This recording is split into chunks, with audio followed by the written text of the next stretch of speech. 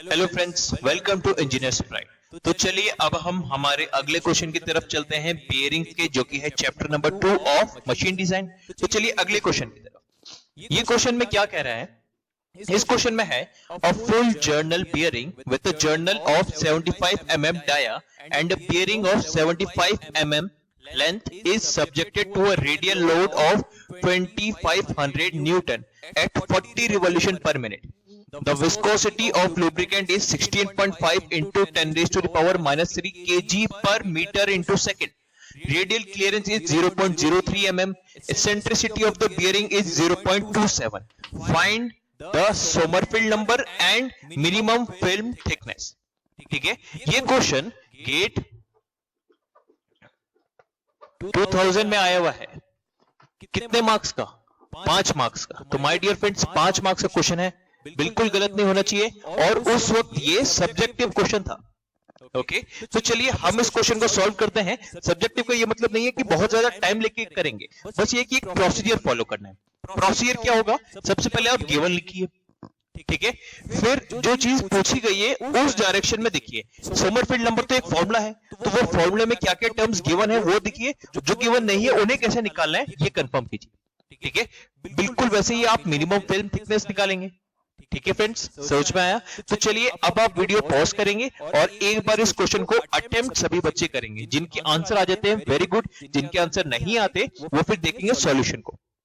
ठीक है, तो चलिए अटेम्प्ट सभी बच्चे करें। तो आपका टाइम शुरू होता है। All the best.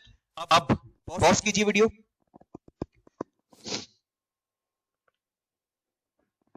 Okay friends, so I hope आप सभी ने थोड़ा तो कर लिया होगा। कुछ बच्चों के दोनों आंसर आ गए होंगे, कुछ बच्चों का एक आंसर आ गया होगा सोमरफेल्ड नंबर, कुछ बच्चों ने थोड़ा अटेम्प्ट किया होगा और कहीं पे कुछ चीजें कैलकुलेट नहीं कर पाए होंगे। तो चलिए सब लोग आंसर, हमारा सॉल्यूशन देखते हैं। जिन बच्चों के दोनों आंसर आ गए हैं वो वीडियो को थोड़ा फॉरवर्ड कर लीजिए, एंड पे लेके जाइए और वहां से अपने आंसर मैच कराइए। अगर आंसर आपके सही हैं तो नेक्स्ट वीडियो की तरफ जाइए। ठीक है, तो चलिए क्वेश्चन में क्या क्या गिवन है। एक full journal bearing with a journal of 75 mm dia. अब ये क्या है? ये हमारा जर्नल डाया है। ठीक है, तो जर्नल डाया मतलब क्या हुआ? हमारा बियरिंग डाया कितना हुआ? 75 mm and a bearing of length 75 mm। Length कितना हुआ? ये हो गया। Is subjected to a radial load of 2500 newton. Radial load कितना है? 2500 newton at 40 revolution per minute. RPM कितना है? 40 रिवॉल्यूशन पर मिनट। ठीक है, ये हो गया। Next, the viscosity of the lubricant. Bearing में विस्कोसिटी लुब्रिकेंट की हम Z से बताते हैं, which is 16.5 into 10 raise to the power minus 3 kg per metre into second. इसी को हम पास्कल सेकेंड कहते हैं। ठीक है, रेडियल क्लियरेंस। रेडियल क्लियरेंस किससे बताते हैं हम? C नहीं, C1 से। C तो होता है डायमेट्रिकल क्लियरेंस, यहां रेडियल क्लियरेंस है कितना? 0.03 mm। ठीक है, eccentricity of the bearing. Eccentricity bearing की कितनी है? 0.27। तो चलिए एसेंट्रिसिटी भी हमारी गिवन है।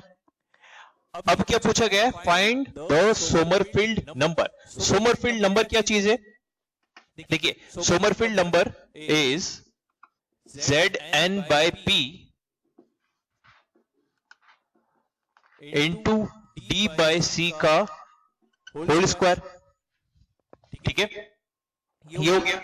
Z विस्कोसिटी, N रिवॉल्यूशन पर second, P pressure exerted on bearing, D diameter of shaft, C diametrical clearance. ठीक है, उसका स्क्वायर। ठीक है, Z हमें पता है, N यहां से डिवाइड बाय 60 कर देंगे, पता चल जाएगा। P हमें नहीं पता, तो सबसे पहले हम क्या काम करते हैं? P निकालते हैं। ठीक है, तो P कैसे निकालेंगे? W/LD।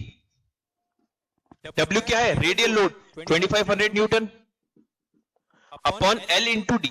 L कितना है? 75 इंटू डी। डी क्या होता है? डी होता है शाफ्ट डायमीटर। ठीक है, बट इस क्वेश्चन में शाफ्ट डायमीटर के बारे में कुछ बोला है नहीं। ये हमें क्या दिया हुआ है? Journal bearing with journal of इतना। ठीक है, जर्नल का मतलब क्या होता है? जर्नल का मतलब शाफ्ट का वो पार्ट जो हमारा बियरिंग के अंदर है। तो ये क्या हुआ, शाफ्ट डाया हुआ हमारा, बियरिंग डाया नहीं। समझ में आया? ठीक है, तो ये डी है। ठीक है, 75 इंटू 75 mm को मीटर में करने के लिए 10⁻³ इसका, 10⁻³ इसका, तो दोनों को मल्टीप्लाई करके 10⁻⁶ लिख दिया। कितना हो गया ये? चलिए आइए इसको डिवाइड करते हैं कैलकुलेटर से। ये आएगा आपका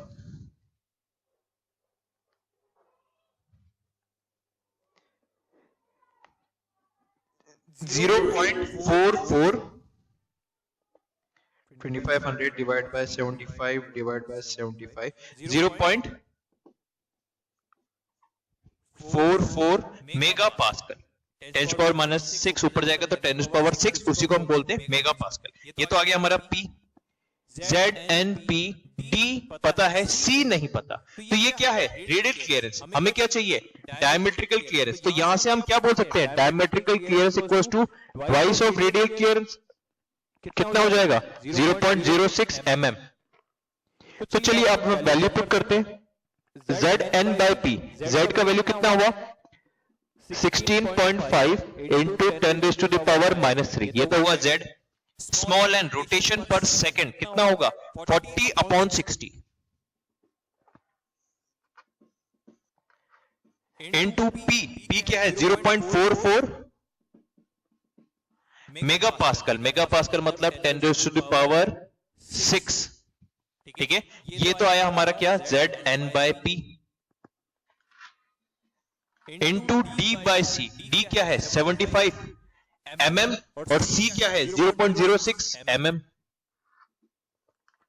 इसका स्क्वायर। ठीक है, अब देखिए क्या टर्म्स हम डायरेक्ट कट कर सकते हैं। ये कट गया, 2 3 जा, 2 2 जा, इस 2 से हम इसको 0.22 कट कर सकते हैं और कुछ नहीं। अब हम, क्योंकि ये गेट का क्वेश्चन है तो कैलकुलेटर तो अलाउड है, तो हम क्या करते हैं? इसको कैलकुलेट करते हैं। ये कितना हो जाएगा? 16.5 divided by 3 and divided by 0.22, ये हो जाएगा 25 इंटू 10⁻⁶। ऊपर जाएगा तो 10⁻⁻6 हो जाएगा। -6 और -3 -9। ये कितना हो जाएगा? 75 डिवाइड बाय 0.06 होता है 1250, उसका स्क्वायर करेंगे तो आएगा 156500। इसको और इसको मल्टीप्लाई कीजिए, क्या आएगा?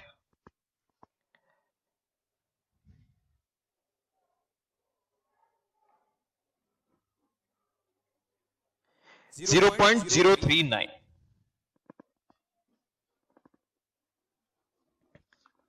ये आया माय डियर फ्रेंड्स हमारा सोमरफील्ड नंबर। ओके, तो चलिए फ्रेंड्स अब हम हमारे अगले पार्ट की तरफ चलते हैं। सोमरफील्ड नंबर तो हमारा आ गया है कितना? 0.039। अब हमें चाहिए मिनिमम फिल्म थिकनेस। ठीक है, मिनिमम फिल्म थिकनेस हम कैसे निकालते थे? देखिए, जिन्हें फॉर्मूला याद है वो डायरेक्ट फॉर्मूला लगा सकते हैं, जिन्हें फॉर्मूला नहीं याद है वो इस तरीके से करिए। ये तो हमारा क्या हुआ? हमारे बियरिंग का सेंटर, शाफ्ट। ठीक है, सी हमारा हुआ बियरिंग सेंटर और C1 हुआ हमारा शाफ्ट का सेंटर। ठीक है, हमें क्या चाहिए? हमें ये वाली चीज चाहिए, इसी को कहते हैं हम H0, मतलब मिनिमम फिल्म थिकनेस। फिल्म किस चीज की? लुब्रिकेंट की जो पतली सी फिल्म होगी उसकी मिनिमम थिकनेस कितनी है, वो चीज। अब एक चीज क्वेश्चन में गिवन है, क्या? एसेंट्रिसिटी कितना? 0.27। ठीक है, एसेंट्रिसिटी। ठीक है, इससे पहले हमें ये बताइए, देखिए ये तो हमें पता है कि ये दोनों ऑफसेट है। ठीक है, ऑफसेट मतलब हमारा बियरिंग का सेंटर और शाफ्ट का सेंटर अलग अलग है, एक ही कोइंसाइड नहीं कर रहा है, एक ही पॉइंट पे नहीं है। ठीक है, कॉन्सेंट्रिक नहीं है हमारी बियरिंग और शाफ्ट, ये तो हमको समझ में आता है। ठीक है, तो देखिए फ्रेंड्स, आप देखिए मिनिमम फिल्म थिकनेस ये हो गया। अब इस चीज को हम क्या कहते हैं? इस चीज को हम कहते हैं एसेंट्रिसिटी। ठीक है, E इज एसेंट्रिसिटी। एसेंट्रिसिटी क्या हुआ? Distance between both the centres, both मतलब बेरिंग का सेंटर और शाफ्ट के सेंटर के बीच का डिस्टेंस, तो ये भी mm मीटर, ये एक लेंथ है। यहां पे क्या बोला? Centricity of the bearing is 0.27। अब वो ऐसा नहीं कि गलती से मिलीमीटर टाइप करना भूल गया, यहाँ पे मिलीमीटर दिया ही नहीं, मतलब ये क्या हुआ? ये एसेंट्रिसिटी नहीं, ये एसेंट्रिसिटी रेशियो हो गया, जिसको हम एप्सिलॉन से बोलते हैं, सेंट्रिसिटी रेशियो। ठीक है, तो ये हमें एसेंट्रिसिटी नहीं, सेंट्रिसिटी रेशियो, जिसको हम कहते थे एटीट्यूड भी। सोच में आया फ्रेंड्स? ओके, और ये चीज क्या होती है? Eccentricity ratio is equals to eccentricity upon radial clearance. समझ में आया? तो हम क्या रखते हैं इसकी value? 0.27 equals to E upon C1। C1 कितना है? 0.03। तो हमारा E कितना आ जाएगा? मल्टीप्लाई करते हैं हम इसे, 0.27 इंटू 0.03, ये आ जाएगा 8.1 इंटू 10⁻³ मिलीमीटर। ये आया हमारा क्या? एसेंट्रिसिटी।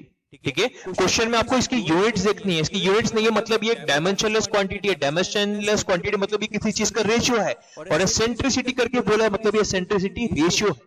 समझ में आया फ्रेंड्स? अगर ये mm में होता तो ये एग्जैक्टली E होता, लेकिन ये mm में नहीं है, मतलब ये एप्सिलॉन है, मतलब एटीट्यूड ऑफ द बियरिंग जिसको हम कहते हैं। ठीक है, तो एसेंट्रिसिटी आ गया। अब हम क्या बोल सकते हैं? देखिए, इसके अकॉर्डिंग हम बोल सकते हैं radius of bearing equals to eccentricity E plus radius of shaft E plus radius of shaft plus H0। हाँ है ना? तो हमें H0 चाहिए, H0 इक्वल्स टू हम क्या बोल सकते हैं? RB minus RS minus E। RB minus RS का मतलब क्या हुआ? ये radial clearance minus E। Radial clearance कितना है? 0.03 mm माइनस E कितना हुआ? 0.0081। ठीक है, 0.0081 mm। इसको माइनस करते हैं हम, कितना आएगा? 0.03 माइनस 0.0081, ये आएगा 0.0219 mm। इतना हमारा हुआ क्या? Minimum film thickness. समझ में आ गया फ्रेंड्स? ठीक है, तो ये हुए हमारे आंसर, ये तो हुआ सोमरफील्ड नंबर, ये हुई हमारी मिनिमम फिल्म थिकनेस। ठीक है, जिन जिन बच्चों के ये आंसर आए हैं वो सही है, जिनके ये नहीं आए वो देखिए कैलकुलेशन मिस्टेक कहां हुई होगी। मोस्ट प्रोबेबल कैलकुलेशन मिस्टेक किधर हुई होगी? इस चीज को आपने एसेंट्रिसिटी मान लिया होगा, फिर देखोगे यार ये तो माइनस में आ रहा है, फिर अगर आप उसको 0.27 मान लेंगे एसेंट्रिसिटी को, तो हमारा शाफ्ट ये मिनिमम फिल्म थिकनेस माइनस में आएगा, और यहीं पे कुछ बच्चों की गलती हुई होगी। ठीक है, लेकिन जिन्होंने देखा कि यहाँ पे mm नहीं है मतलब ये रेशियो है, एसेंट्रिसिटी नहीं है, एसेंट्रिसिटी रेशियो है, वहीं पे हमारा पॉइंट था इसको पकड़ने वाला। समझ में आया फ्रेंड्स? तो चलिए अब आप इस पूरे वीडियो को पॉज करके लिख लीजिए, जिन्हें जो भी चीज समझ में नहीं है वो वीडियो को थोड़ा सा पीछे करके उस चीज को वापस अच्छे से समझ लीजिए, फिर ही नेक्स्ट वीडियो पे बढ़े। जो बच्चे ये सारे क्वेश्चन, इस वाले क्वेश्चन को स्पेसिफिकली अगर हम बात करें, इस क्वेश्चन को सही नहीं कर पाए या समझ में नहीं आया क्या हो रहा है, वो इस क्वेश्चन को वापस पहले समझने के बाद वापस पीछे लाएं, क्वेश्चन को वापस देखें, पॉज करें, सॉल्व करें, आंसर अगर ये दोनों आए तो वेरी गुड, फिर आप नेक्स्ट वीडियो में बढ़े। ठीक है, ये क्वेश्चन ऐसे नहीं करना कि हमसे नहीं हुआ, कोई बात नहीं, सॉल्यूशन देखा, चलो अगले पे। सॉल्यूशन देखने के बाद एक बार खुद सॉल्व भी करो। समझ में आया फ्रेंड्स? यहाँ प्रैक्टिस के लिए है, ठीक है, कोई मूवी नहीं है, प्रैक्टिस चल रही है, तो आपका भी पेन पेपर लेके पेन चलता रहना चाहिए। ओके, चलिए, thank you, have a nice day. कोई कमेंट, कोई डाउट हो तो कमेंट जरूर कीजिए। Thank you friends.